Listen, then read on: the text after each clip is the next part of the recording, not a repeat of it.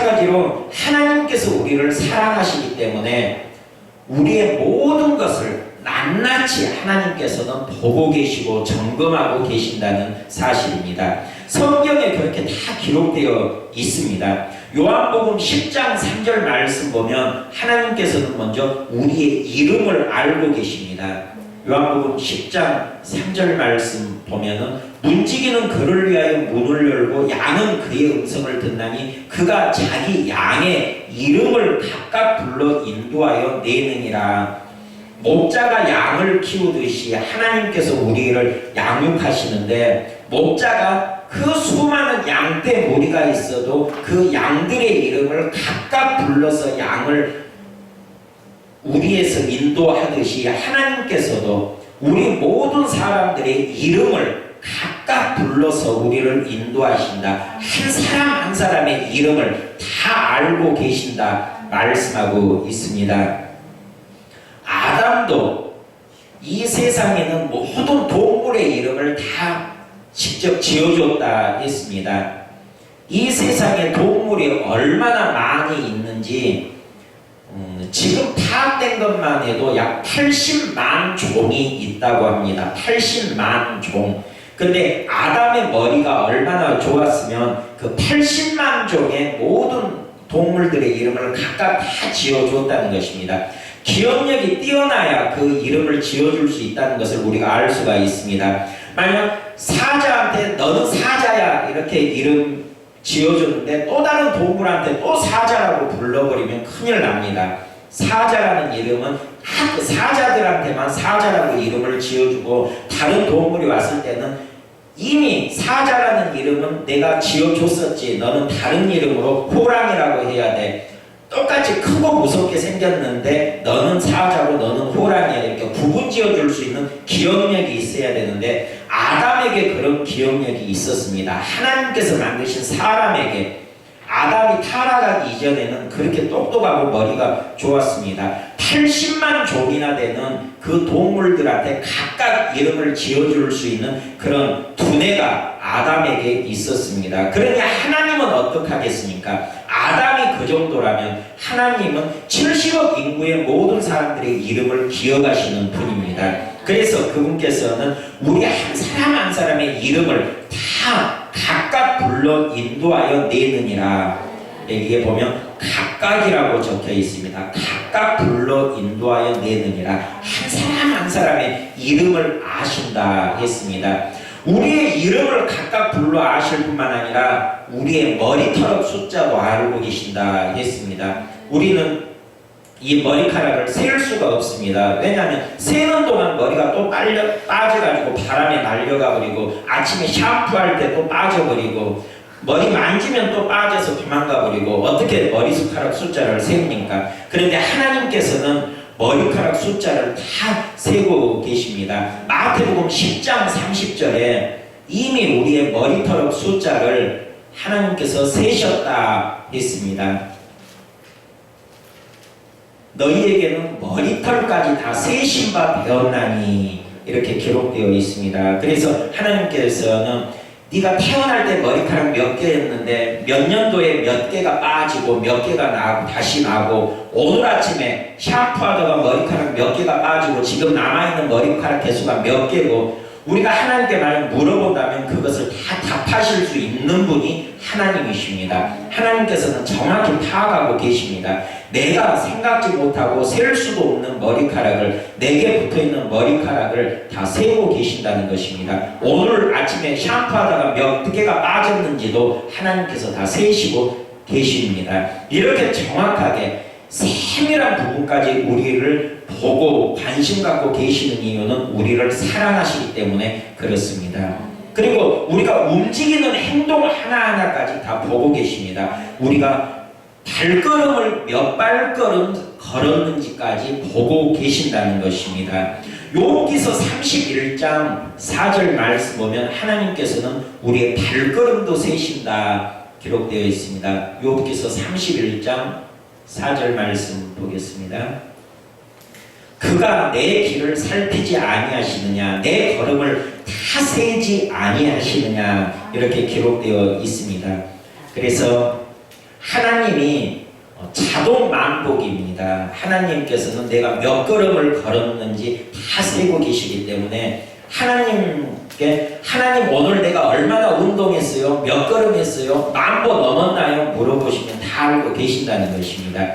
내가 어떻게 움직이든지 하나님의 관심은 내게 집중되어 있습니다. 그래서 내가 움직이는 것, 숨 쉬는 것까지 모든 것을 다 알고 계십니다. 우리를 사랑하시기 때문에 우리의 발걸음까지 세워보고 계신다는 것입니다.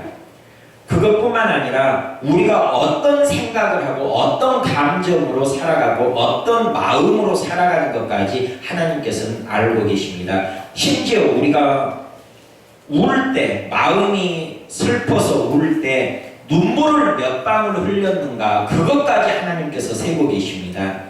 시편 56편 8절에 기록되어 있습니다. 하나님께서는 우리의 눈물방울까지 세신다 기록되어 있습니다.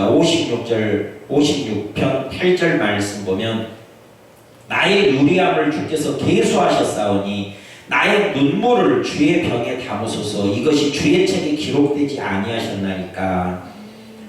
하나님께서 눈물 방울까지 계수하시고 그 병을 눈물을 주의 병에 담으소서 그리고 책에 다 기록해 놓았다 기록하고 있습니다. 우리가 감정이 격하여져서 눈물을 흘릴 때도 그 눈물방울까지 세우고 계시는 하나님, 우리가 어느 때 어떤 생각, 어떤 마음, 어떤 감정으로 살아간 것까지도 일일이 다 기록하면서 우리에게 관심을 가져주신다 이렇게 말씀하고 있습니다. 얼마나 세심하신 분입니까? 우리의 마음과 생각을 보고 계시고 우리의 걸음까지도 세고 계시고 우리의 머리털까지도 세고 계시며 또 우리의 모든 이름을 다 각각 불러주시는 하나님이십니다. 우리를 사랑하기 때문에 하나님께서 이렇게 우리에게 사랑을 보여주십니다. 그리고 말씀에 그것을 기록해 두었습니다. 내가 너를 얼마나 사랑하는지 아느냐, 이렇게 너를 사랑한다 하시면서 말씀에 기록해 두셨습니다. 그것뿐만 아니라 내가 무엇을 필요로 하는지까지 아십니다. 그래서 빌립보서 4장 19절에는 우리의 필요를 채워주시겠다 약속하고 있습니다. 빌립보서 4장 19절 말씀에 보면 나의 하나님이 그리스도 예수 안에서 영광 가운데 그 풍성한 대로 너희 모든 쓸 것을 채우시리라 이렇게 기록하고 있습니다.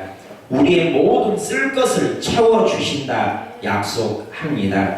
우리가 빌립보서 4장 19절을 보면은 에이 아니던데요 이렇게 말할 수가 있습니다. 왜냐하면 지금도 내가 필요한 것이 많은데 필요한 것이 엄청 많은데 지금 안 채워졌어요.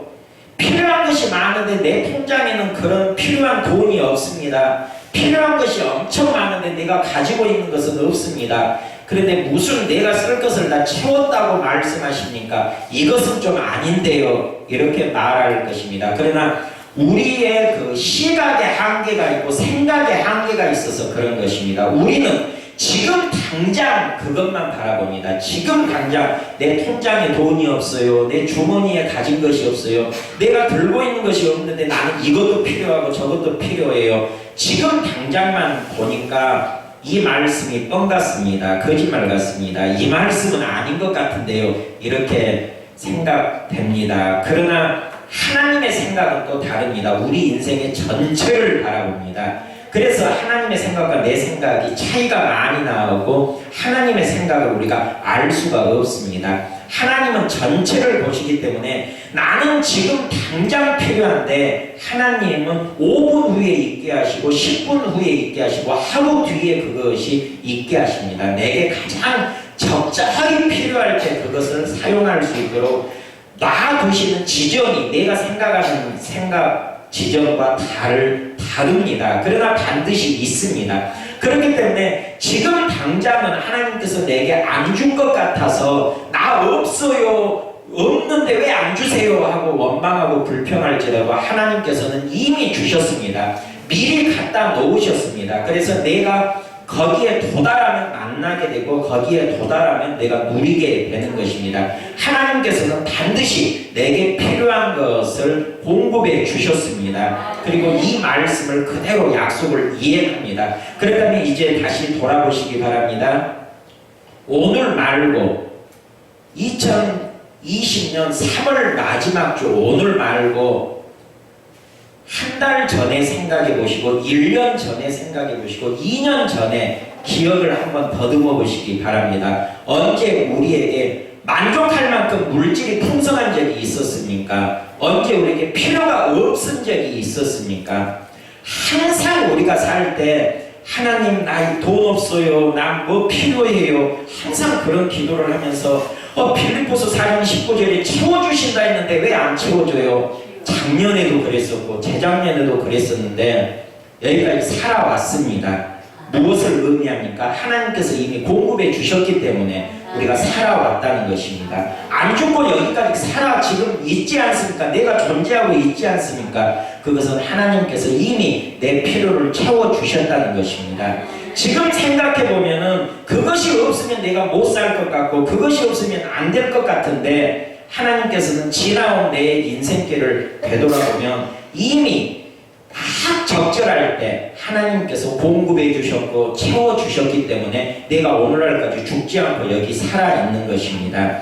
그래서 하나님이 생각하는 그 시점과 내가 필요로 그 시점이 다를 뿐 하나님께서는 반드시 채워주시고 공급해 주시고 하나님께서는 주시는 분이기 때문에 이 말씀은 진짜입니다. 사실입니다. 나의 하나님이 그리스도 예수 안에서 영광 가운데 그 풍성한 대로 너희 모든 쓸 것을 채우시리라. 이 말씀은 진짜 하나님께서 약속하신 말씀입니다.